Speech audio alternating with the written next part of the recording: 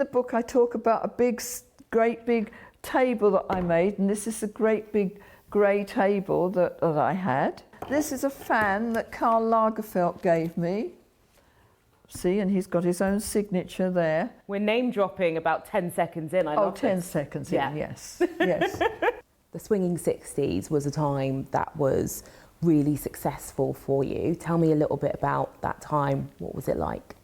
Well, it started off in miniskirts. I mean, I can't imagine myself in a miniskirt now, walking along the King's Road in my Mary Quant miniskirt. But then I left Royal College in the early 60s, and then it drifted into Flower Power and all the wonderful, which was just my time for Prince. I even can't believe some of the stories. You think, that happened to me, that's amazing, you know.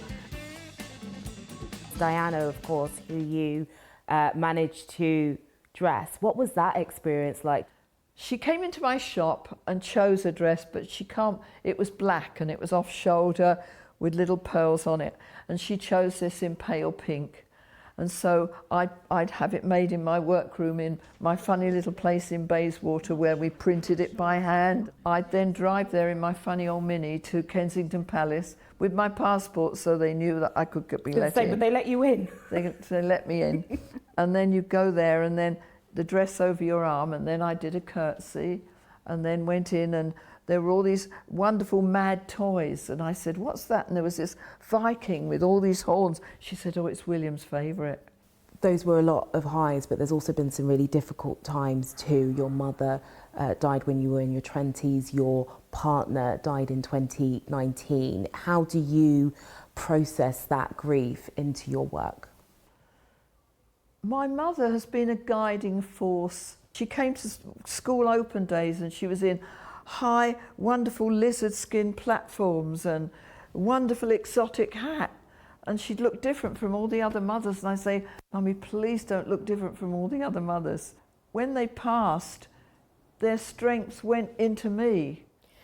At the beginning of lockdown, you spoke about a moment where you were in a yoga studio and you realised that something wasn't quite right, and that was the beginnings of your diagnosis of cancer. Can you just tell me about what that moment was like and what that was like for you? I had a 13.5 centimetre growth in my bile duct, and they said, well, you've probably got 6 months to live. I don't understand why it didn't make me go into that sort of panic. I thought, don't tell anyone because I want to still be working.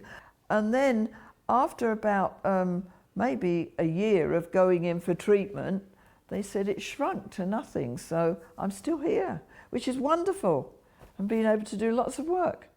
Do you think that work kind of defines you?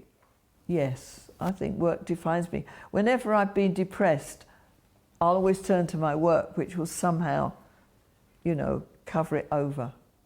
We've actually taken time out of your day, of your work today. I feel quite guilty that we've done that. Oh, don't feel guilty. I'm having a lovely time. That's lovely. Thank you very much, Zandra Rhodes. It's been an absolute pleasure. Thank you. Thank you very much.